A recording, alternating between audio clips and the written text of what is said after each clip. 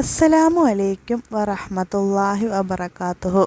ഒരുപാട് ഗുണങ്ങളുള്ള ഒരു ദിക്റിനെ കുറിച്ചാണ് ഇന്നത്തെ നമ്മളുടെ വീഡിയോ. ഒരുപാട് ഗുണങ്ങളുള്ള ദിക്റാണിത്. 99 തരം രോഗങ്ങൾക്കുള്ള ശമന മാർഗമാണ് ഈ ദിക്റ്. ഭക്ഷണങ്ങളുടെ താക്കോലാണ് ഈ ദിക്റ്.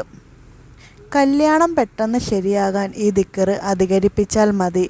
ഗർഭിണികൾ ഇത് ചൊല്ലുകയാണെങ്കിൽ സുഖപ്രസവം നടക്കും. ജോലി ശരിയാകാത്തവർ ചൊല്ലുകയാണെങ്കിൽ പെട്ടെന്ന് തന്നെ ജോലി ശരിയാകും. ഇത്രയധികം ഗുണങ്ങളുള്ള ദിക്റ് ഏതാണെന്ന് നോക്കാം.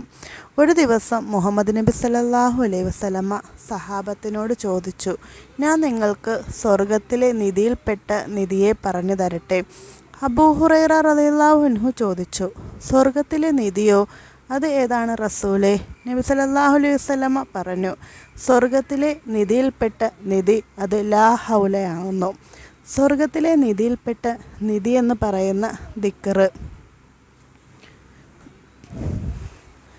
ലാ ഹൗല വലാ ഖുവത ഇല്ലാ ബില്ലാഹിൽ അലിയുൽ അളീം എന്ന ദിക്റിനെയാണ് മുഹമ്മദ് നബി സല്ലല്ലാഹു അലൈഹി വസല്ലമ സ്വർഗത്തിലെ നിധിയിൽപ്പെട്ട നിധി എന്ന് വിശേഷിപ്പിച്ചത്. ഈ പവിത്രമാക്കപ്പെട്ട ദിക്റ് നമ്മൾ ചൊല്ലുകയാണെങ്കിൽ നമ്മളുടെ ജീവിതം രക്ഷപ്പെടാനുള്ള ഒരു മാർഗമാണ് ഈ ദിക്റ്. എന്നും ഇത് വീടുകളിൽ പതിവാക്കുകയാണെങ്കിൽ വലിയ ഹൈറാണ്. കാരണം സ്വർഗത്തിലെ നിധിയാക്കി റസൂൽ വിശേഷിപ്പിച്ച ദിക്റാണ് ലാ ഹൗല. 99 തരം രോഗങ്ങൾക്കുള്ള ശമനം കൂടിയാണ് ഈ ലാ ഹൗല എന്ന് ഹബീബിന മുഹമ്മദ് നബി സല്ലല്ലാഹു അലൈഹി വസല്ലമ പറഞ്ഞിട്ടുണ്ട്.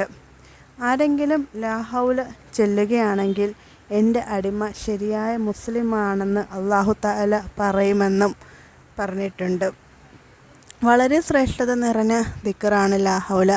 ഇത് നമ്മളുടെ ജീവിതത്തിൽ നമ്മൾ പതിവാക്കുകയാണെന്നുണ്ടെങ്കിൽ നമ്മളുടെ ജീവിതത്തിൽ എല്ലാ രീതിയിലുമുള്ള ബറക്കത്ത് ഉണ്ടാവുകയും സാമ്പത്തിക ബുദ്ധിമുട്ടുകൾ മാറുകയും ഹൈറായ ജീവിതം നയിക്കാൻ അല്ലാഹു തആല ഒരു വഴി കാട്ടിത്തരുന്നതുമാണ്. നിങ്ങൾ ഈ ചാനൽ ആദ്യമായി കാണുന്നവരാണെങ്കിൽ ഒന്ന് സബ്സ്ക്രൈബ് ചെയ്ത് ലൈക്ക് ചെയ്യണേ. അല്ലാഹു തആല ഈ ദിക്റ് പതിവാക്കാൻ നമുക്ക് തൗഫീക്ക് നൽകട്ടെ. ആമീൻ.